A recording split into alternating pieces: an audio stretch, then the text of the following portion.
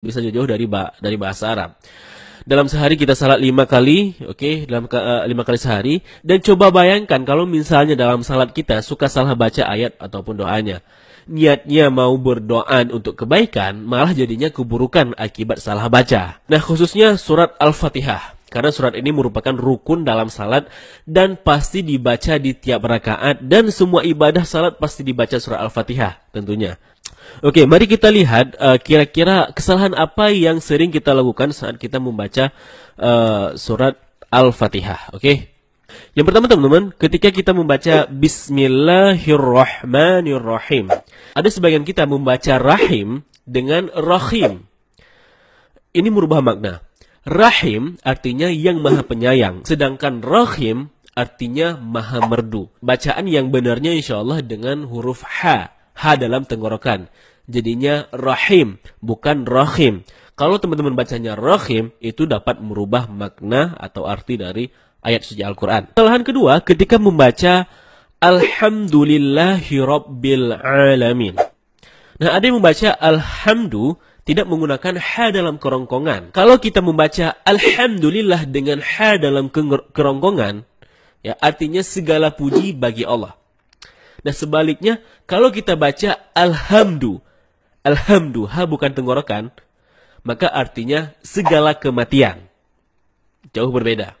Begitu juga terkadang kita malas mengucapin huruf Ain. Jadinya ketika kita membaca Alhamdulillahi Rabbil Alamin, malah dibaca Alamin. Alamin menggunakan huruf Ain artinya semesta alam. Nah, kalau Alamin artinya sakit. Kalau kita baca dari awal Alhamdulillahi Rabbil Alamin, maka artinya sangat fatal. Segala kematian bagi Tuhan orang-orang yang sakit. Subhanallah, maknanya jauh 180 derajat. Tanpa sengaja kita malah memaki Allah. Nah, kesalahan ketiga teman-teman, ketika kita membaca Iyyaka na'budu wa iyyaka nasta'in. Ada yang membacanya dengan Iyyaka, tidak menekan huruf ya. Seperti sebagaimana kita jelaskan tadi bahwa penekanan itu dapat merubah makna. Kalau kita baca Iyyaka na'budu dengan menekan huruf ya, maka artinya menjadi kepadamulah kami menyembah. Kalau membaca tanpa tekanan seperti Iyyaka na'budu, maka artinya kepada cahaya matahari kami menyembah. Nauzubillah. Berbeda jauh 180 derajat, teman-teman. Nah, tanpa sengaja kita telah melakukan 3 kesalahan. Pertama, merubah makna, kemudian memaki Allah, dan yang ketiga meminta kepada matahari atau berlaku syirik. Nah, kalau setiap salat yang 5 kali sehari kita bacanya terus salah-salah, demikian maka setiap rakaat kita sudah merubah makna, memaki Allah, dan berbuat syirik. Nah, itu baru Al-Fatihah loh, belum lagi bacaan-bacaan lainnya. Jadi yang awalnya ibadah untuk memuja dan berdoa kepada Allah, malah sebaliknya. Inilah sebab kenapa bahasa Arab atau bahasa Al-Quran sangat berbeda dengan bahasa Indonesia.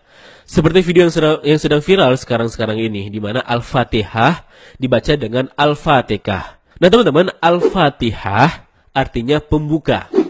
Sedangkan Al-Fatihah ya dari kata fataka. Kalau kita lihat dari kamus artinya membunuh, menghancurkan, atau menghapuskan. Sangat jauh berbeda. Nah, dari nama surat saja kalau salah sebut bisa merubah arti 180 derajat. Gimana lagi teman-teman kalau beserta dengan isi-isinya, isi suratnya.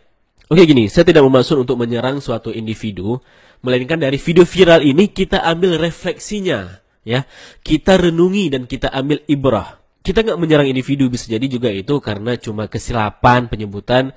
Ya, kita sebagai muslim harus bisa saling berbaik sangka. Karena bisa saja kita juga bisa salah seperti itu. Intinya video ini bukan untuk ngerosting orang, tetapi untuk mengambil ibrah dan pelajaran, wawasan serta ilmu pengetahuan. Bahwa bahasa Arab itu tidak seperti yang kita bayangkan.